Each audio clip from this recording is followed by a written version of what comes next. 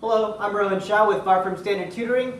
In this video I will be showing you how to graph derivatives based on the original function. If you have a problem with derivatives, then feel free to ask your tutor. So, looking at this graph, if this is f of x, we want to find the graph of f prime of x. Now, we need to keep three basic things in mind.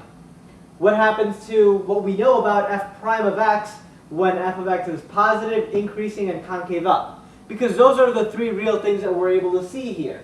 For example, if we're looking at this portion of the graph, we know that f of x is positive because it's above the x-axis. We know that it's increasing because it's going up. And we know that it's concave down because it's a part of the downward-looking parabola type of shape. So those are three things that we can observe. Now, if we keep these three rules in mind, then we can easily draw the graph of f prime of x based on f of x. So whenever f of x is positive, we have no information about the derivative.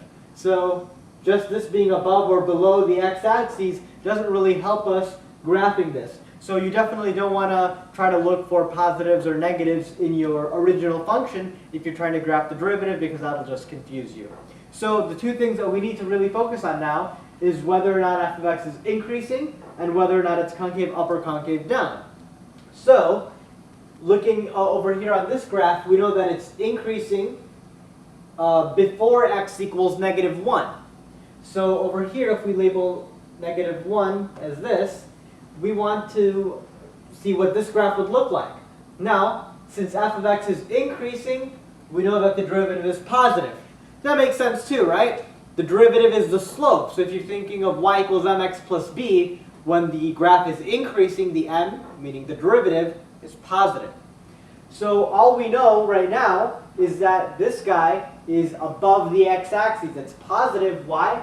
Because the original function is increasing.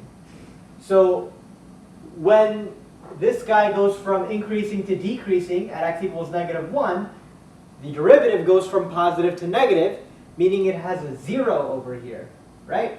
That's the only way to go from positive to negative. And when x equals 3, it goes from decreasing to increasing, meaning the derivative will go from negative to positive. So again, at x equals 3, we'll have a 0. And you guessed it, at x equals 5, we'll have another 0. So now we know that the function goes from positive to negative to positive to negative. And now just to sort of verify that it will look like, you guessed it, this, we can see that this guy changes concavity, meaning goes from concave down to concave up, somewhere around here. That's when it stops looking like a sad-faced parabola and starts looking like a smiley-faced parabola, if you're just looking at this guy and this guy. So around here, it goes from concave down to concave up, which means this will go from decreasing to increasing if it's going from concave down to concave up. So that makes sense, because around here, it does go from decreasing to increasing. And somewhere around here, this guy goes from concave up to concave down, meaning this guy will go, the derivative will go from increasing to decreasing. So that makes sense. So we can conclude really then that this is the graph of f prime of x. So I hope this video helped you when it comes to drawing derivatives based on original functions.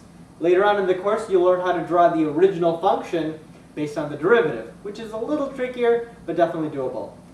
Well, good luck with everything, and I hope this video helped you.